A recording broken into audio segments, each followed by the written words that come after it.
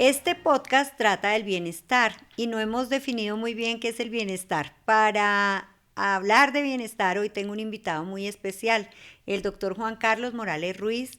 Él es médico cirujano de la Universidad del Rosario, especialista en gerontología social, máster en educación y en innovación social, profesor universitario, investigador, escritor, mejor dicho, muchísimas credenciales. Y mi hermano, acá se los presento, Juan Carlos, bienvenido. Bueno, muchas gracias. Creo que esa última es la credencial más importante. Muchas gracias por esta invitación y bueno, estamos aquí para compartir entonces acerca del bienestar. Bueno, entonces primero definamos qué es bienestar. Bueno, ese es un tema importante porque el concepto de bienestar es subjetivo, como el concepto de salud. Entonces, digamos que se ha generado en términos prácticos una perspectiva de que bienestar es estar bien, pero no siempre estar bien implica realmente un concepto de equilibrio, que quizás es la palabra fundamental al definir este concepto. Entonces hay varias perspectivas, como que el bienestar es placer, que es felicidad, que es tranquilidad, y cada una de ellas tiene una connotación diferente. Una de las diferencias más importantes que quisiera plantear y sobre las que creo que es importante que la gente conozca es que placer no es igual a felicidad. Placer se fundamenta en la perspectiva de percibir unos estímulos positivos para el organismo, para el cerebro, de hecho, mediados por un neurotransmisor, por un transmisor químico del cerebro que se llama la dopamina, que nos hace sentir una perspectiva, una sensación de alguna manera de mucha energía, de exactamente agradable, pero que es corta en el tiempo, porque la dopamina estimula las neuronas y las neuronas se cansan con el tiempo. Entonces cada vez necesitan más dopamina, cada vez necesitan estímulos más fuertes. Es lo que pasa cuando uno fuma, cuando uno come alimentos ricos en azúcares, cuando uno tiene relaciones sexuales, todo este tipo de cosas que estimulan el cerebro, mediadas por la dopamina, generan esa perspectiva de felicidad que es breve y que no necesariamente es bienestar a lo largo del tiempo. La felicidad, que se asimila un poquito más a bienestar, al contrario, está mediada por otro neurotransmisor que se llama la serotonina, que regula las transmisiones neuronales, y entonces esa sensación es un poquito más permanente en el tiempo y tiene que ver con otros elementos que vamos a mencionar enseguida. Y pues está la tercera hormona, que es la oxitocina, la hormona del amor, del parto, pero también del amor, que de alguna manera tienen las mujeres en un nivel más elevado y les da esa característica de ternura, de sensibilidad, de maternidad, etc. Entonces, en resumen, digamos que el bienestar, al igual que el concepto de felicidad, se relaciona con equilibrio, se relaciona con suplir sus necesidades básicas, sus necesidades de seguridad, sus necesidades de crecimiento y de relacionamiento, y al final la necesidad de trascendencia, que es una de las más importantes. Bueno, ¿cuántas y cuáles son esas esferas del bienestar? Bueno, hay varios modelos, pero digamos que en términos generales la gente lo clasifica en 8 o 9 dimensiones, entre las cuales, como mencionaba hace un momento, tiene que haber un equilibrio. Esas dimensiones son una dimensión física o biológica, una dimensión que uno puede dividir entre lo mental y lo psicoemocional. Lo mental, hablando un poco de lo cognitivo y de esos procesos de pensamiento; lo psicoemocional, pues el mundo de todo lo que tiene que ver con sentimientos y con emociones, como su nombre lo indica; lo familiar y lo social, que se agrupan básicamente en lo relacional, las relaciones que uno establece con otros; lo cultural, lo productivo, lo lúdico y finalmente lo espiritual, que al final es el concepto más importante en relación con la trascendencia, que es la necesidad máxima del ser humano y de bienestar. Entonces empecemos, una a una.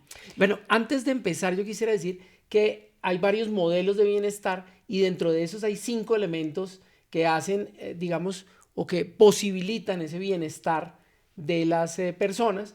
Uno es tener emociones positivas, tener pensamientos positivos, normalmente estimula a que pasen cosas positivas y a que uno tenga más energía para desarrollar y para llevar a cabo proyectos. El segundo es el engagement o la vinculación, el compromiso de alguna manera con alguna tarea, con alguna persona o con la sociedad. El tercero, que además es uno de los más importantes dentro de lo que hace referencia, por ejemplo, a la longevidad, que son las relaciones, las redes de apoyo social, familiar, amigos, conocidos, personas del trabajo, personas de la comunidad, con la cual uno establece esa perspectiva de social. El cuarto es tener un significado, tener un propósito en la vida de alguna manera, tener propósito en la vida que los japoneses denominan ikigai, los franceses el laissez-faire o el propósito, hace referencia a tener una motivación para cada día desarrollar y ejecutar las acciones y en esa dinámica pues llevar una vida que tenga un sentido para uno mismo y para los demás. Y finalmente los logros, y esos logros se alcanzan planteándose objetivos y a partir de esos objetivos, por supuesto, generando las acciones para cumplirlos y para llegar a unos resultados que sean positivos, idealmente para uno y para los demás. Entonces, ya sobre esa base de cómo se construye, cómo se plantea el bienestar, empecemos hablando de la dimensión física, si te parece. Física, digamos, es toda la parte corporal, cómo está uno en su salud. Exactamente. Entonces, en esa dimensión física o biológica del organismo, hay un tema muy importante y hay una teoría que me gusta mucho para explicarla, que se llama la teoría del capital de la salud. Ajá. Esa es una teoría que no es nueva, ya tiene unos 50 años, se planteó por allá por los años 70 por un gerontólogo, Grossman, donde él plantea que uno tiene un capital que empieza a construir de salud desde el momento en que nace. Ese capital inicial o ese stock, esa inversión inicial la hacen los padres de uno y viene dada por el material. Le ponen algo en la cuenta. Le ponen algo en la cuenta, un material genético. A veces el material genético es positivo y en otras hereda uno cosas. Hereda las deudas. Exactamente, empieza la vida endeudado de alguna manera. Pero adicionalmente hay otras inversiones que se dan no por los genes, sino por las tradiciones familiares y por ciertos cambios que se producen en la familia sin afectar los genes, que es lo que llamamos la epigenética. Esos dos hacen ese capital inicial, ese stock, que permite pues que uno empiece su vida, inclusive desde la vida intrauterina. A partir de ese momento, entonces, uno empieza a hacer inversiones cuando desarrolla acciones positivas para la salud, pero también empieza a gastar, es decir, a sacar. Uno desde que nace está gastando. Desde que nace está gastando, porque al reproducirse las células empieza a perderse material genético y empieza uno a envejecer de alguna manera en algún sentido. Los que plantean esta teoría del capital de la salud proponen que el balance entre ese capital inicial, en ese stock, en esas inversiones que uno ha hecho en la vida, por ejemplo, en comer saludable, en hacer ejercicio físico de forma regular, en manejar las emociones, en tener una vida productiva, unas buenas relaciones sociales, unos buenos patrones de sueño, un buen manejo de los relojes biológicos, etcétera, van sumando capital. Y fumar, no hacer ejercicio físico, dicho sea de paso, salió recientemente, porque hablábamos ahora fuera de cámaras de la importancia del ejercicio físico, acaba de publicarse un estudio que muestra que 1/3 de la población de adultos del mundo no hace la actividad física suficiente para prevenir las enfermedades crónicas y mantener el estado de salud, lo que es un llamado pues muy importante a quienes y yo digo ven. Casi que 1/3 sería poquito porque uno ve que la mayoría de la gente no lo hace realmente. Lo suficiente por lo menos para esa perspectiva, siendo las enfermedades crónicas pues la principal causa de enfermedad y de mortalidad en el mundo. Ese balance entonces entre el capital inicial, repito, las inversiones que uno hace y los gastos que uno hace, determina el estado de salud de uno en las diferentes etapas de la vida. Por eso hay personas que empiezan a enfermarse muy temprano en la vida. Hoy en día las enfermedades crónicas son mucho más frecuentes. Ha aumentado la frecuencia de cáncer en menores de 50 años de una manera desproporcionada. Cuéntanos un poquito de lo de las 4.000 semanas, que a mí me pareció muy ilustrativo. Bueno, eso aplica más a la dimensión productiva, pero aplica realmente para la vida. Estaba leyendo hace algunas semanas un libro que se llama justamente así, 4000 semanas, cómo aprender a manejar el tiempo. Y la primera reflexión que hace el autor es que cuando él pensó a cuántas semanas se reducía su vida e hizo la cuenta que 80 años son 4000 semanas y que si uno está entre los 40 y los 50 le quedan como 2000 semanas o 1500 semanas, pues empezó como a asustarse un poco desde esa perspectiva y a pensar que realmente la vida es muy corta y que cada día cuenta en esa dinámica. La persona que más ha vivido en el mundo, que fue Jean Calment, tiene el récord Guinness mundial de 122 años y 164 días, tendría de alguna manera 8000 semanas, que sería como lo máximo, pero es una persona dentro de los 8000 millones del mundo. En esa línea, estas semanas que a uno le quedan, 1500, 2000, 2500, hay que emplearlas a profundidad y hay que cuidar esas dimensiones que mencionábamos hace un momento, de tal forma que logremos pues tener el mejor balance positivo durante toda Y la uno solo existencia. cuenta las semanas para la pensión, de resto. Y son largas, larguísimas. Le paré muy largas, pero cuando ya va a ver la vida, Así es. ya le paré más corto. Así es. Sigamos entonces con la segunda, que sería la mental y psicológica. Me gustaría, antes de pasar a la otra, hacer referencia como a 3 o 4 cosas, 3 o 4 puntos de esta dimensión física.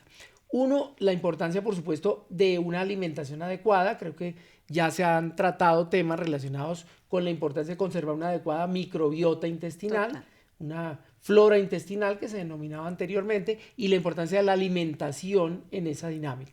Un segundo elemento es la importancia de la respiración. Normalmente respiramos por la nariz y por la boca, y muchos de nosotros por la boca solamente. Las investigaciones han mostrado que respirar por la nariz es lo que nos correspondería a los seres humanos. Sin embargo, ya nos hemos acostumbrado por diferentes circunstancias, una de ellas temas epigenéticos, pero otras por malos hábitos, simplemente a respirar por boca y nariz. Y respiramos además a una frecuencia que como médicos consideramos normal, entre 12 y 14, 16 respiraciones en un adulto, pero que realmente o idealmente para que el organismo funcione bien debería ser más o menos de 6 ciclos por minuto, es decir, 6 inspiraciones lento y 6 expiraciones por minuto, porque cuando uno respira también genera actividad y genera desechos que envejecen el organismo. Entonces, esto importante, respirar por la nariz, respirar más despacio, aprender respiración consciente, es decir, a regular el ritmo respiratorio y el cardiovascular. Y las digamos, técnicas son muy fáciles. Cuando uno está meditando, respira 6 ciclos por minuto. Cuando uno está orando, respira 6 ciclos por minuto. Entre que uno hace la primera parte del Ave María y la respuesta cuando está rezando el rosario, es como si estuviera meditando de alguna manera. Y cuando hace ejercicio y cuando duerme, pues la idea es tratar de mantener una respiración nasal todo el tiempo.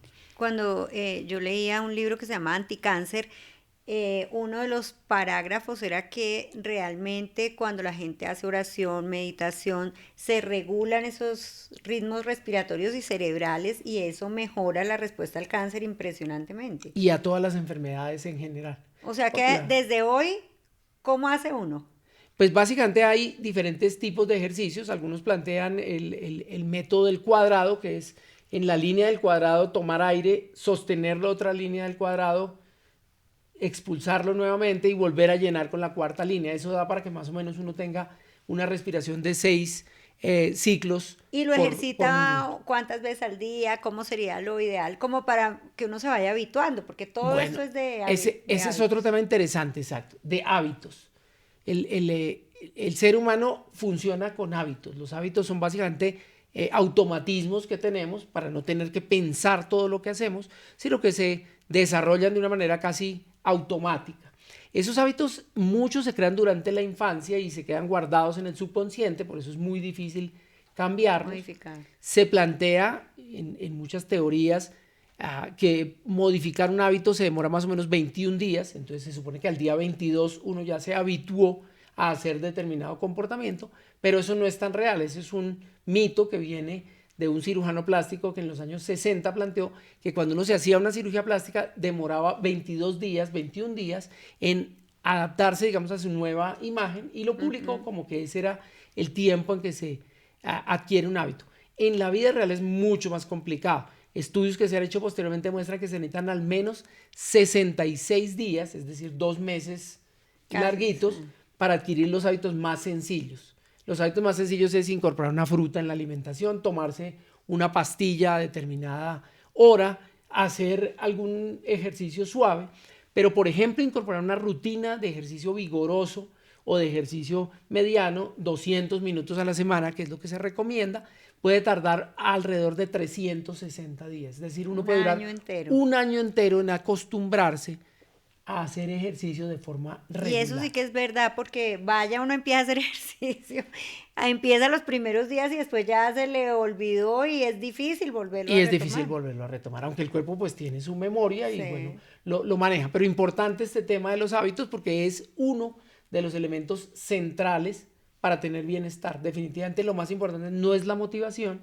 sino es la disciplina. Eso también, es que son tantas cosas, pero ¿qué diferencia hay? Porque uno dice, ay, no, es que necesito estar motivado para empezar, me va a motivar. Bueno, ese es otro punto importante. Normalmente la gente habla de que no se siente motivada, de que tiene que motivarse. Hablamos en la educación, yo me desempeño en el área universitaria, que tenemos que ver cómo motivamos a los estudiantes, cómo motivamos a los profesores, y resulta que a uno no lo motiva nada externo. Motivación viene de motivo y acción, es decir, tener un motivo para tomar una acción determinada. Por eso es tan difícil. Entonces, las motivaciones de alguna manera externas, como una recompensa económica, como una recompensa de comprarse alguna cosa, de comer alguna cosa rica, de algún estado de aprobación de otra persona, pues definitivamente pueden ayudar al inicio de los procesos, pero no se mantienen en el tiempo. Es como un flujo de energía inicial, pero en el tiempo no se mantiene. Entonces lo más importante es tener disciplina, es tener perseverancia. O sea que a uno no le toca motivar a nadie. O sea que a uno no le toca motivar a nadie, le toca a uno automotivarse, y automotivarse además implica en algunas ocasiones saber lo que es bueno para uno y hacerlo aunque no le guste. A mí no me gusta hacer ejercicio, la verdad es que nunca me ha gustado, he estado más del lado de los libros y de los ejercicios intelectuales. Sin embargo, sé que es bueno para mi organismo y hace al menos 4 o 5 años hago ejercicio 200 minutos a la semana, que es lo que se requiere, y lo hago sin gustarme. Me gusta al final, pero como sé que es bueno para el organismo. Me gusta a uno el resultado y cómo uno se siente después de haberlo hecho, porque nosotros somos de la misma familia, yo tampoco, pero lo hago conscientemente y cada vez me gusta más porque realmente sé el beneficio y lo voy sintiendo en mi cuerpo. Por supuesto, es lo más importante, ser consciente. Eso es lo que nos diferencia de los animales. De hecho, tener conciencia y capacidad de apropiar esos conocimientos que hemos ido construyendo en el tiempo para nuestro propio beneficio. Bueno, ahora sí vayamos a la segunda. Bueno, en la dimensión intelectual quisiera destacar, pues hay muchos puntos para tratar, pero quisiera destacar al menos 2. Uno es que las funciones mentales de las personas tienen que activarse mediante un proceso que es el básico de todos los procesos mentales superiores, pero que al mismo tiempo tiene un problema, y es que es muy vulnerable, que se llama la atención.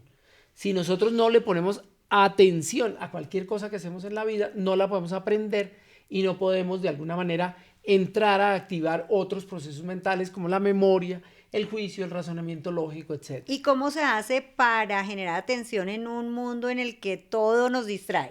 Eso es un problema absolutamente grave.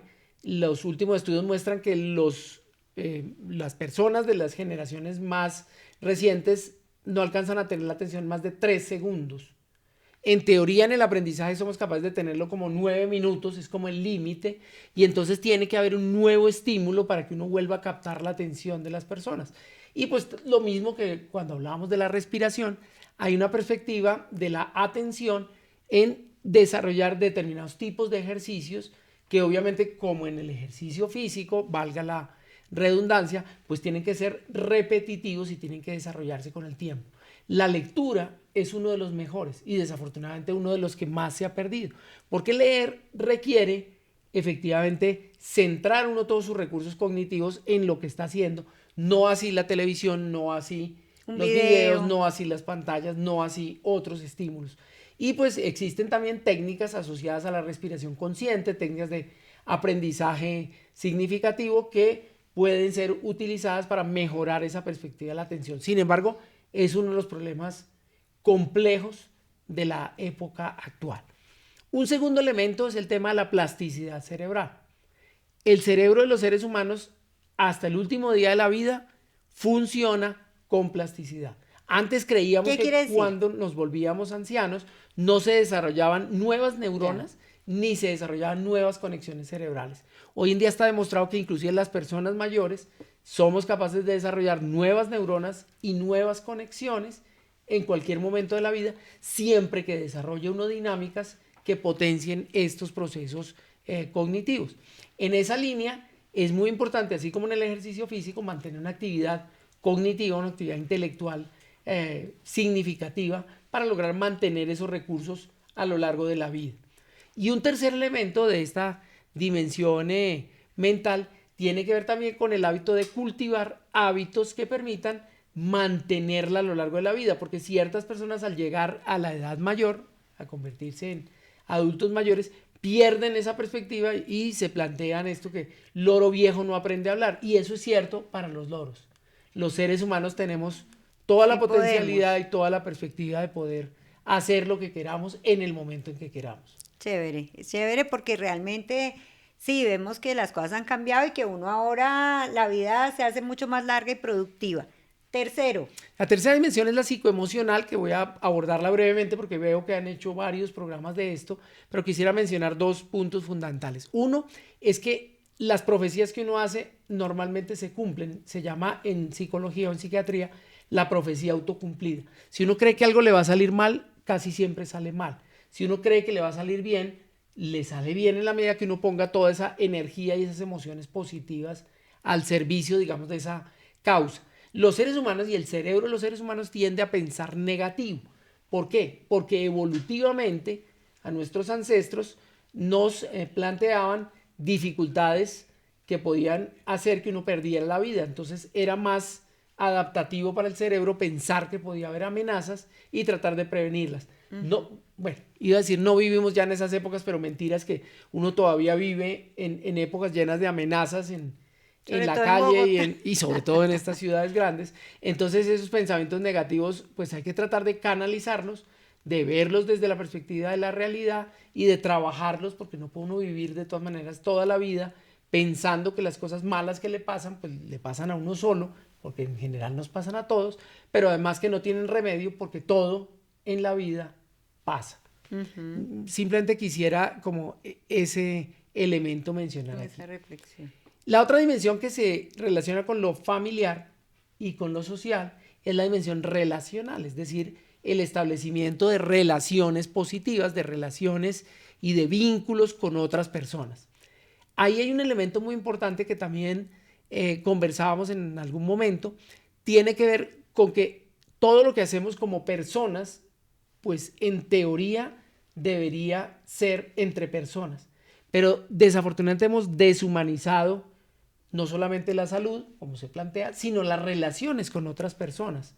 Nosotros estamos en este momento conversando y centrados en la conversación, pero normalmente lo que uno hace es estar conversando y mirando el celular al tiempo. Si no estuviéramos acá estaríamos seguramente estaríamos mirando las redes sociales o buscando información o comunicándonos con otras personas. Entonces esa perspectiva de no reconocer a la otra persona, dice que lo fundamental de la conexión humana es ver a la otra persona y que la otra persona me vea. Escuchar a la otra persona y que la otra persona me escuche y reconocer el valor de la otra persona y que la otra persona me valore. Esos tres elementos hacen que uno haga relaciones fuertes, que uno haga relaciones significativas que le sirvan a lo largo de la vida para crecer como persona y por supuesto para desarrollar el bienestar en esa dimensión de lo relacional con su familia y pues con la sociedad. Bueno, vamos a la cuarta dimensión. Bueno, entonces. la cuarta que puede ser la quinta porque mezclamos la familiar y la social en la relacional, pero hablamos aquí de lo cultural. Lo cultural tiene una importancia radical en los seres humanos porque como seres humanos nos interesa todo lo que pasa con los seres humanos. Y la adquisición de esos elementos que conforman la cultura y que de alguna manera nos permiten y nos dan como el marco para desarrollar nuestras acciones, pues son fundamentales a la hora de desarrollarnos. Dentro de eso y esa dimensión tiene un efecto y una influencia muy importante en nuestros comportamientos. Veíamos en alguna charla que teníamos recientemente que en países como el nuestro, donde hay un nivel cultural en general todavía muy bajo, nos movemos más por lo social y por lo legal que por lo personal, por lo moral. Entonces, para que usáramos el cinturón de seguridad, nos tuvieron que obligar con unas multas, y eso es lo normativo, ¿sí? Lo social también influye cuando uno desarrolla determinadas acciones. Como la sanción social. Como digamos. la sanción social, desarrolla determinadas acciones que están por fuera del marco común para el bienestar de todos. Y en esa dinámica nos ejercemos esa perspectiva. Pero en cuanto a lo moral, es decir, que uno actúe bien aunque no lo esté mirando nadie, somos un poco más débiles que en otros países. De hecho, en países como el nuestro tiene uno de los índices de abogados más altos del mundo por eso, porque todo lo resolvemos con lo legal más que con lo moral. Nuestra Constitución tiene casi 400 artículos, mientras que otros países que se mueven más por lo moral tienen 5 o 10 artículos y funcionan bien con eso porque todo el mundo sabe lo que está bien es de sentido común y está bien o está mal. Nosotros le torcemos o le hacemos un esguince de alguna manera esa perspectiva. Eso, digamos, está impactando hoy en día muchísimo a la juventud. La juventud dice que tiene unos valores diferentes hoy en día y ahí lo que llamamos la sociedad líquida, donde todo vale, donde todo de alguna manera tiene diferentes perspectivas, y eso es cierto, pero hay ciertas cosas que no cambian con el tiempo. Respetar a otros, tolerar a otros, la dignidad de otros, la diversidad, la inclusión, pues no son cosas negociables. La ética no es una cosa negociable, uno no puede ser medio ético o no. Ese es el valor que tiene la cultura, que viene en diferentes presentaciones, en arte, en literatura, en normativa, en conversaciones simplemente significativas, en lo que son, digamos, todas esas creencias, todas esas suposiciones, todos esos desarrollos que están de alguna manera en la parte baja del iceberg y de los que no hablamos porque los tenemos en el subconsciente, pero que funcionamos con base en ellos. Ese es, digamos, el elemento central. Es bien difícil de modificar porque modificar la cultura requiere más o menos el paso de una generación. Que no es lo mismo que la educación. Uno Que se no educa, pero puede no ser cool. Es importante la educación también, por supuesto. Esa perspectiva, además de mantener una educación permanente a lo largo de toda la vida. Es fundamental también. El otro punto. El otro punto es la productividad. Y la productividad tiene, digamos que dos aspectos. Uno que es la productividad económica, por supuesto, tener un trabajo y ojalá ese trabajo sea significativo y tenga un propósito y se relacione con lo que me gusta hacer, con lo que sé hacer bien y me permita ganarme la vida, pues es un factor de bienestar muy importante y una de las dimensiones importantes, valga la redundancia. Que lo que uno haga para ganarse la vida le guste. Exactamente. Así nunca va a tener que trabajar uno realmente. Pero también tiene una perspectiva de productividad no económica, que se da sobre todo en edades más avanzadas de la vida. Ser productivo no solamente implica generar dinero, pues idealmente se pueden mezclar las dos cosas, pero ayudarle a alguien en alguna labor, por ejemplo en vinculación cívica, en un hogar de ancianos, en un jardín de niños, en enseñar alguna cosa que uno sabe y transmitir a otra generación, en producir alguna cosa que no se venda, pero que de alguna manera mejore la calidad de vida de las personas, definitivamente estimula esas hormonas de la felicidad. Está demostradísimo que el servicio, la productividad, la vinculación con la sociedad estimula la producción de dopamina, de serotonina, de noradrenalina y de, se me escapó la otra, y de oxitocina, que son las hormonas de las que hablábamos al principio de la felicidad. Pero además salió recientemente un artículo que me pareció súper curioso y súper interesante, y es que ser productivo, y particularmente en esa vinculación que es desinteresada y que tiene más un propósito de ayudar a otros, activa en el cerebro las mismas áreas que activa un orgasmo en las personas que lo tienen. Es decir, el placer de ayudar a otros estimula las mismas zonas que el placer de lo sexual. Eso es una cosa pues Bien muy interesante, ¿no? El que no tenga lo sexual puede empezar a ayudar. Puede empezar a ayudar a otros. Y la parte espiritual, ¿no? Me falta la lúdica, La que es lúdica, muy importante sí. porque es una dimensión clave del hombre. Cuando envejecemos, y envejecemos pues puede ser a los 20 años, porque hay personas que de alguna manera adquieren los patrones de conducta que parecieran de personas mayores, o por lo menos de los estereotipos que hay de las personas mayores. Cuando uno deja de jugar, deja de vivir y deja de tener felicidad y deja de tener bienestar. Entonces un poco esta dimensión lúdica es muy importante para los seres humanos, porque nos permite de alguna manera en esos juegos y en esas dinámicas reproducir como en una especie de laboratorio de simulación las realidades de la vida y hacerlas a veces menos duras. Cuando uno está un poco, digamos, en esa perspectiva de relajación y de desarrollo de actividades que tienen unas reglas pero que no tienen a veces ningún fin, como pueden ser los juegos, como puede ser el arte o como puede ser la literatura, cosas que seguramente podríamos prescindir de ellas, pero que nos aportan esa perspectiva cultural y esa formación integral, pues definitivamente se convierte en un elemento central del bienestar. Y finalmente, la dimensión espiritual, una dimensión que no se consideraba hasta hace poco como tan importante dentro de la perspectiva de la salud ni del bienestar, pero que hoy en día sabemos que tiene que ver con una necesidad que es la más elevada de los seres humanos de trascender.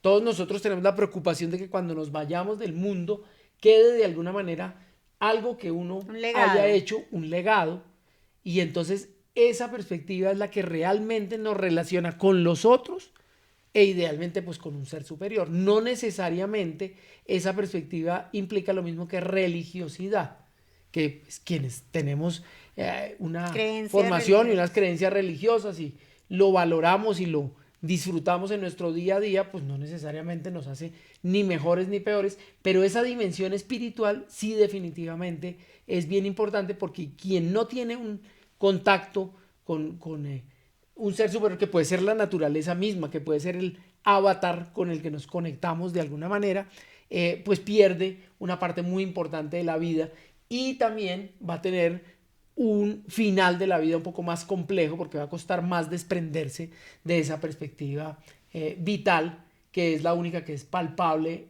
y tangible en nuestra existencia. Bueno, mejor dicho, el bienestar es complejo, realmente más de lo que yo misma me lo imaginaba, y realmente ahondar un poquito en esto nos ayuda mucho a ver que necesitamos hacer muchas cosas en forma consciente para estar mejor y para que este tránsito por la tierra para todos nosotros sea mucho mejor. Finalicemos con 3, 4 consejos de cosas que la gente pueda empezar mañana mismo a hacer. Pues básicamente alguien me pidió que dictara una vez una charla que llamaba Bienestar en 3 pasos. Me dijo, ¿es posible tener bienestar en 3 pasos? Y sí, lo que pasa es que los pasos son complicados.